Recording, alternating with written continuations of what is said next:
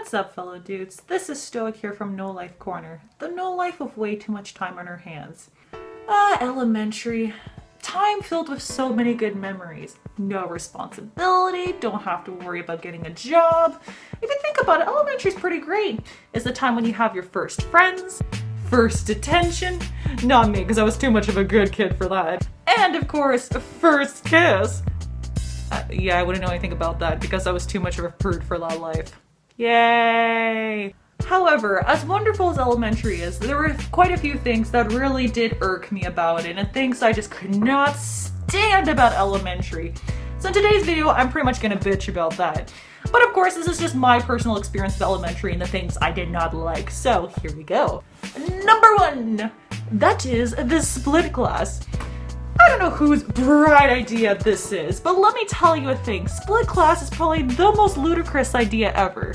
I was supposed to be going for grade 8, but instead I was forced into a grade 7/8 class. Can you imagine being a teacher and you're supposed to be teaching both grade 7s and grade 8 students? How does that even work? I don't understand how teachers can be like, yeah, I'm qualified to teach two different types of grades in the same classroom.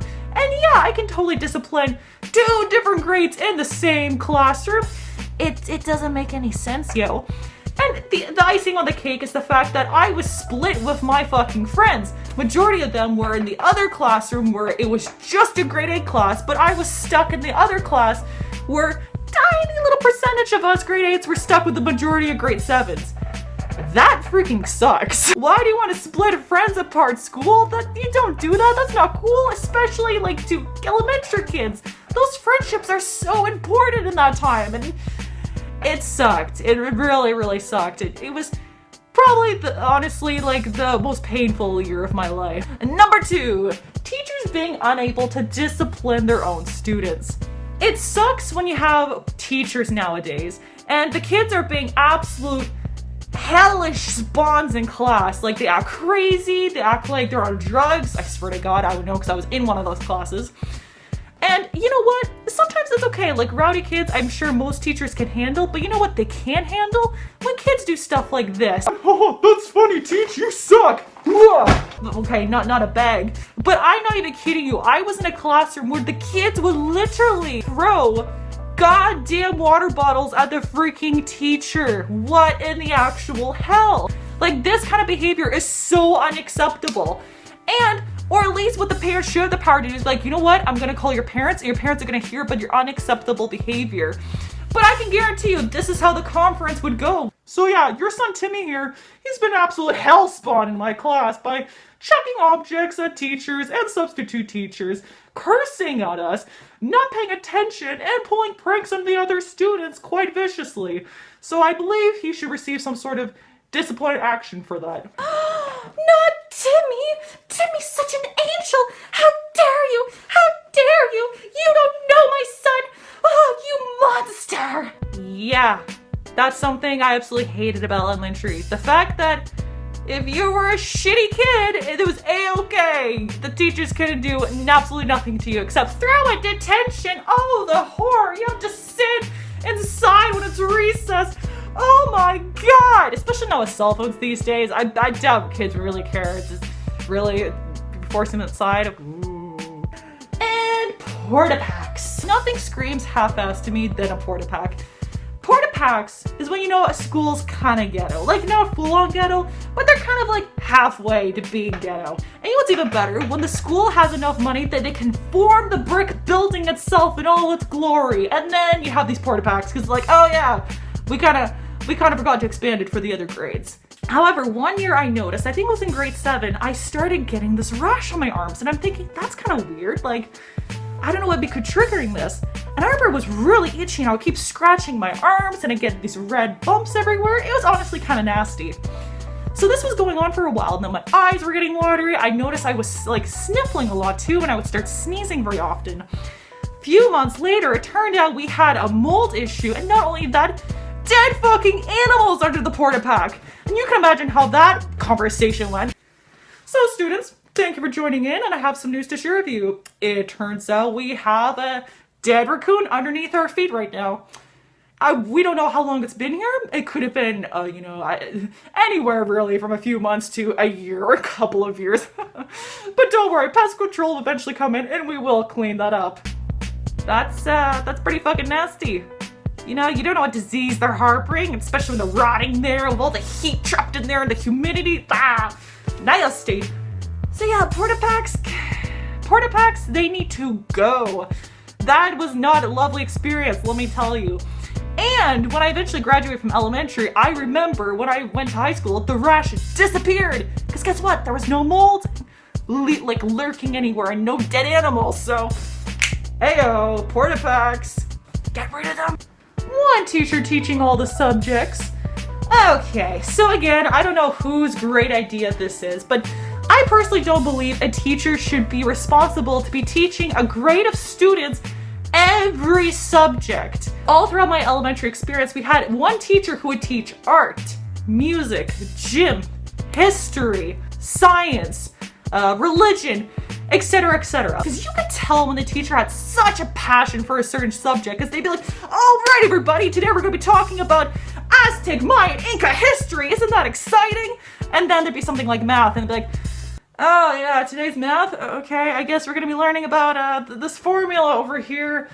Oh, I don't think I got the formula right, but fuck it, you guys are going to go along with it anyway, so yeah, let's just get this done and over with. Personally, when I walk around in my life, I don't see someone who's an artist, but they're also a scientist, and they're also an athlete on top of that, and I don't freaking know, they're the Pope. Actually, that kind of sounds pretty badass. The quiet people being forced to sit with the loud kids in class. Okay, if you're a quiet kid, because this is a famous myth that teachers seem to believe, that if someone's being loud and disrespectful, what's the solution? Oh yeah, let's move this quiet kid who's behaving and who's being respectful with this obnoxious jackass. This is by far probably one of the most annoying things ever, because I would know, because I was that quiet kid. And I think this is what teachers fail to realize. When you move this loud brat beside the quiet kid, you're ruining this quiet kid's education, because the quiet kid is trying to, pay attention in class. They're sitting, they're listening, and all they can hear is, oh my god, I can't believe I'm sitting with this person in class. Oh, the humanity. I deserve better! I'm a goddamn overgrown baby! And that's all they hear, because this brat won't shut the hell up, and it makes their lives a living hell, and they feel like they're about to go crazy! Half of the time, the loud kid is like, hasta la vista, nerds! You guys are losers! I'm going back with my obnoxious friends! Yeah! And the best part about this strategy is that it's failed many, many times. When have you ever seen, and this is a serious question right now, when have you ever seen a loud kid being moved beside a quiet kid and that ever working out? It never does it? And if any of you have ever seen it where it does work out, please let me know, because I'm actually kind of curious. But anyway, boundaries and the playground. Yeah, this is another one of those annoying things that was pretty much caused by overprotective parents. But it was so ridiculous at my school. Like, we had this hill, right?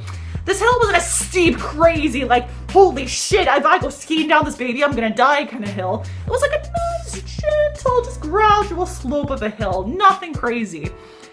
But basically, there was a few of us, and we would kind of go rolling down the hill sometimes, just, doing what kids do, right? You like to have fun. And I remember the school supervisors would be rushing out, be like, oh my god, if you keep doing that, you might poke your eye and die. Really? It's just a little hill. How is that even possible? Or I remember one of us, we would make a little snowball, and we didn't even throw it at one another. We're just making snowballs and just kind of aiming at a tree just to hit it and see, because we were bored. And then there's a school supervisor coming along again and be like, oh my god, if you keep throwing that, one of you might get hit in the eye and die. Really? And I get why school boundaries are set in place. I get it. Sometimes you do need them, but sometimes they're just too strict, man. I remember we had our own little corner of the playground that we could be hanging out. And I remember, if you just walk just a little bit past that boundary, that no man land zone, if you walk there, you got screwed, man. Immediately, the minute you did, the school supervisor would be charging and be like, oh my god, if you take one more step toward that younger child over there, you may poke me thy name will die. Okay, that's actually exaggeration, but honestly, by the way they reacted, you would think that's what they were saying or thinking. But anyway, that was my, I guess, little rant and ramble / things that I clearly did not enjoy at elementary. Again, if any of you dudes had similar experiences or anything different, please let me know because I'm actually genuinely curious and I would really like to know more.